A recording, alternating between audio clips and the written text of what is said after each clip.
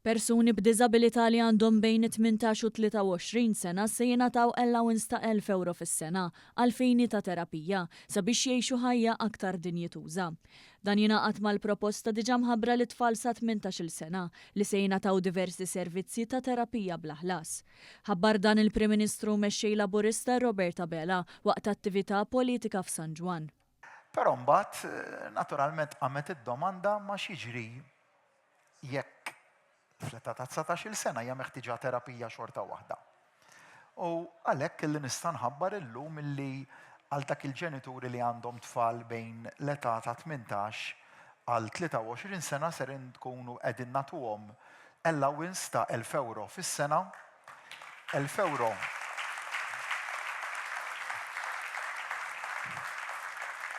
biex ikunu jistgħu jinvestuhom f'terapija tfal. Dan fil-waqt li se tiġi rdupjata lotja tal-first time buyers għal persuni b'diżabilità minn 10,000 euro għal 20,000 euro.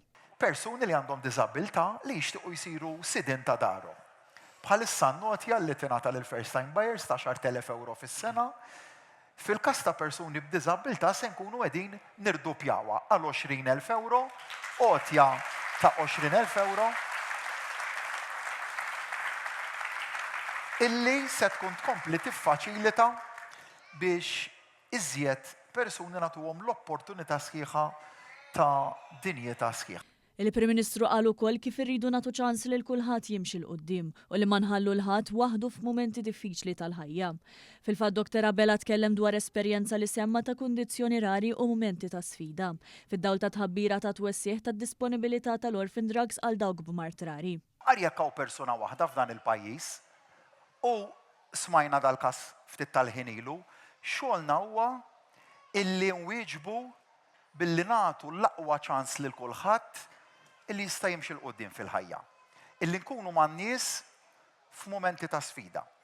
Dr. Bela qal kif kull miżura mħabbra jafu li jistgħu iwettquha, hekk kif tista' tiġi sostnuta bil-prodott domestiku gross li għandu pajjiżna. Il-Prim Ministru ta' elenku wkoll taqgħod ta' proposti mħabbra għal ġenituri kif ukoll għal bilanċ aħjar u aktar kwalità tal-ħajja.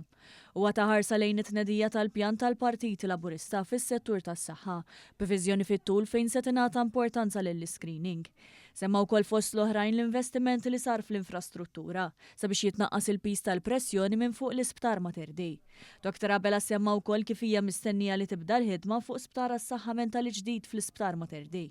Il-tender tal-twessieħ tal-emerġenza u l-bini ta' sptar ġdid tal-kura tas-saħħa mentali ġewwa Mater Dei.